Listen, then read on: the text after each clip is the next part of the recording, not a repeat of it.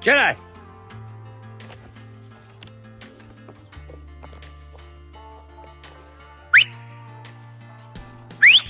Jedi! Come! Jedi, come!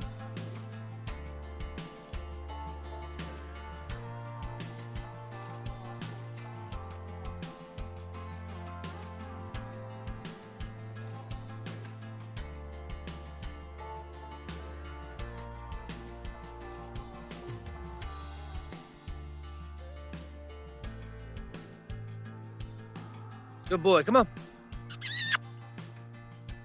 Come on, good boy. Jedi.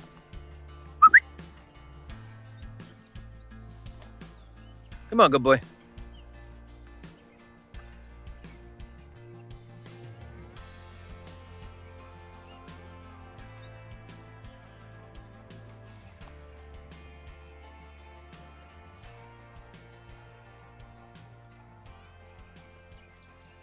Good boy. Come on. Come on. You sit down. Sit. Good boy. You want a treat?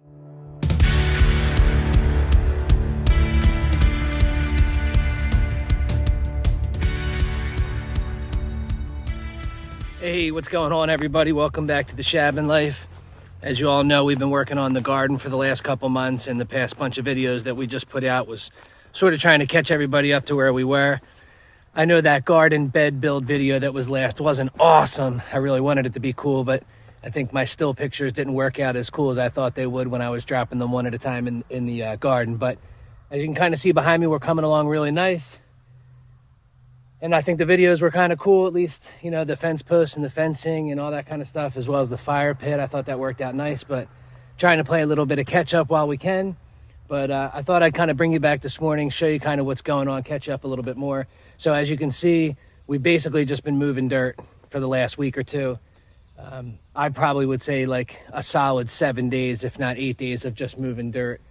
But kind of what I've been doing is I was lucky enough that my neighbors lent me their small tractor for a couple hours, and I was able to basically move the topsoil and the compost that I was kind of having dropped at the top of the driveway, the top of the driveway up the hill that's behind you guys. Basically, I had two piles. Both were about maybe 15, 20 tons of dirt. So half of that was compost, or I should say about 15 tons of it was compost, and about 20 tons of topsoil. And the objective really was to use the small tractor, because I could get through the gate down here, was to pick up a scoop of compost up there and then drop it on the tarp that was down here, then go up and pick up a bucket of topsoil, come and drop it on top, and just sort of build a mountain of layers of compost and topsoil, and that's what I did. As a matter of fact, I actually built that pile twice.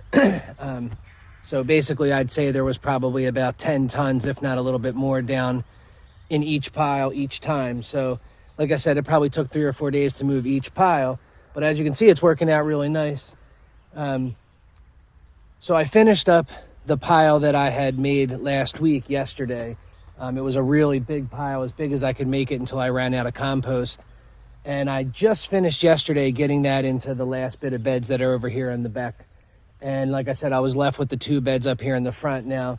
Unfortunately, I don't have the tractor anymore. So basically, I'm going up now. This is the last stretch, which I'm very thankful it's only for the last 3 beds.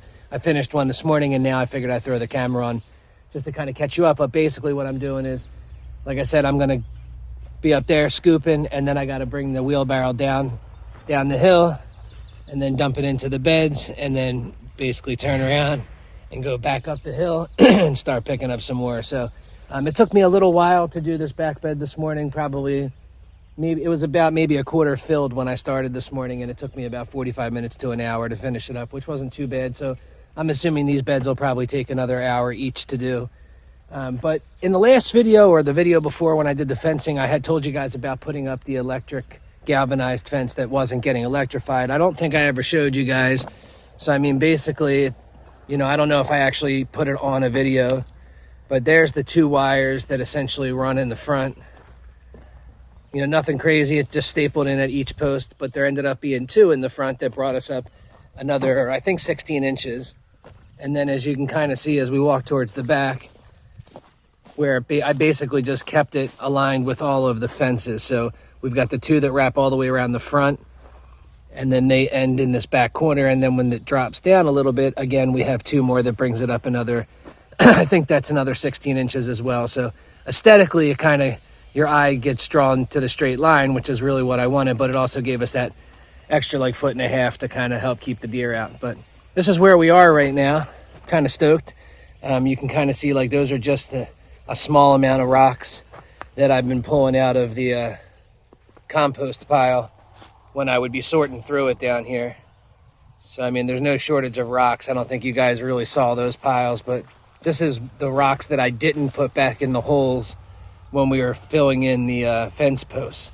And I've been basically using them back here along the retaining wall to sort of fill in that gap a little bit.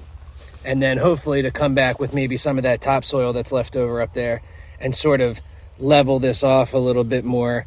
Someone had asked if we were going to plant grass in there. I don't think so, because I don't really want to have to mow or weed whack that, but it would be kind of neat to have this area all dirted out so that if I wanted to dig back here and plant maybe some berry bushes, or, you know, even if I have some blackberry vines that I could probably get climbing up the fence real easy. So I still have a ton of rocks to bring back here and to fill in.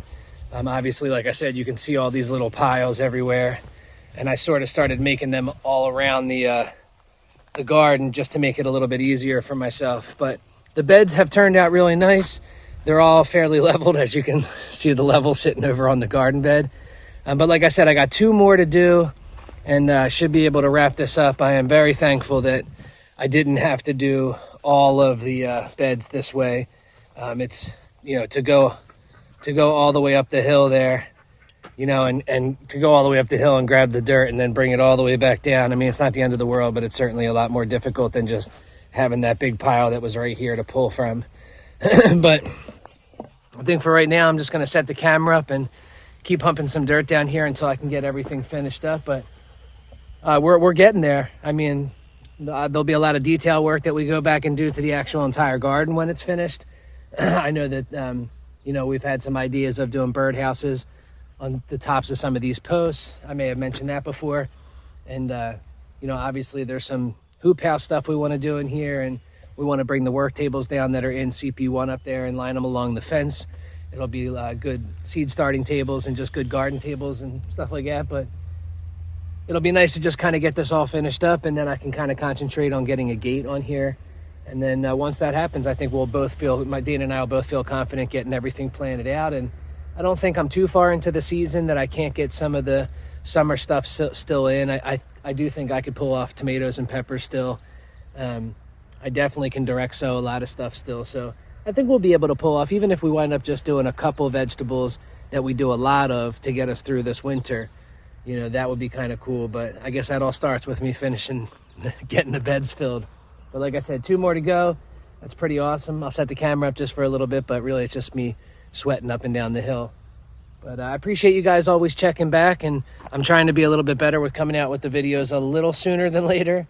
And obviously this garden's really exciting for us, so hopefully we can kind of bring you guys some more videos, like I used to say, that weren't all about the house.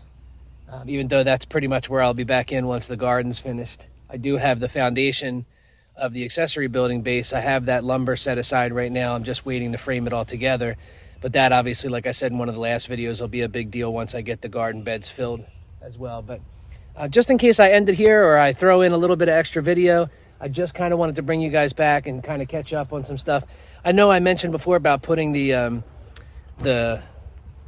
putting some of that chicken wire on the bottom of the fence. I also went along and did that as well. Where you guys can see, this was probably the biggest gap down here. You can kind of see I'm about maybe 4 inches off the ground with the welded wire there, but by the time I get to the post, I'm about a foot. This was probably the biggest section, and again, that's where this fence dropped down, you know, a foot. So the 5-foot fence that's here is also here, but it drops down. So you can see we didn't even need the chicken wire on the other side. But on this side, it was just tie wrapped along the top, nice and even, and then I rolled it along the bottom, and then that's why these rocks are all set. So anywhere I have the rocks set are basically where the chicken wire is right now. But it worked out really nice. And I had some some leftover chicken wire so that I didn't have to go out and buy anything, because that stuff's kind of expensive these days as well. But I was able to do it along some of this back section where the fence changed as well, and then on the back corner. So little bits and pieces getting finished up, and things that I guess I just didn't take the time to show you guys when I was doing the rest of the videos, because again, it's me just putting up fence, so the time lapse is just fun for me and for you. But yeah, things are coming together. Like I always say, man, we do appreciate you guys checking back in, watching the videos, liking the videos, leaving comments, all that good stuff. If there are some questions about what we've been doing on the garden build, please leave them in the comments below. Someone did mention the Shishoogi band, like what's the benefit or positive.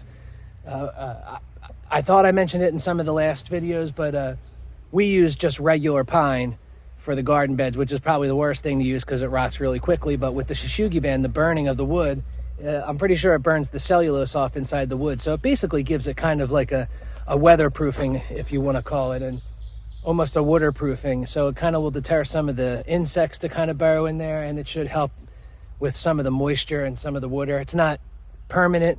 You know, you could go back and potentially seal this with some sort of food grade sealer, which might not have been a bad idea, but that would have been very labor intensive.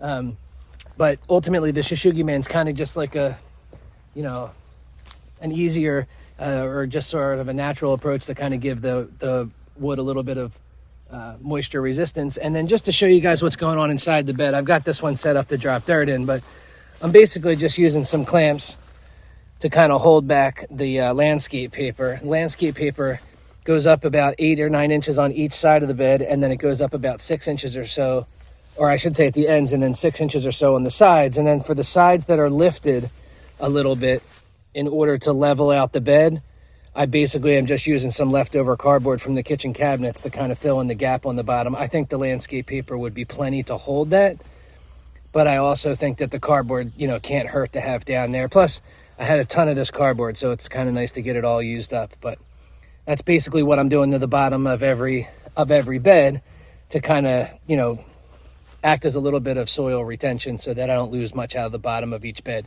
You can kind of see on the bottom of that one over there, because we had to lift that one since it's running long ways pretty high on that one end. I did dig down in this one corner, but it was almost easier to lift it. Plus I get a little bit of a deeper bed, but you can kind of see the landscape paper underneath of it, and that's wrapped all the way up to probably the first board. So the chance of losing any dirt out of those beds for at least a long time is pretty much slim to none. But that's where we're at right now. I'm going to get started with the dirt, like I've said 5 times already. If this is your first time stopping by and checking out the ShabinLife, we appreciate it. If you've been with us since the beginning, we certainly appreciate that. But a lot more to come. Hopefully very shortly we'll be planning these beds out with some actual food. Until then, stay fly, and we will catch you guys on the next video, man. Peace.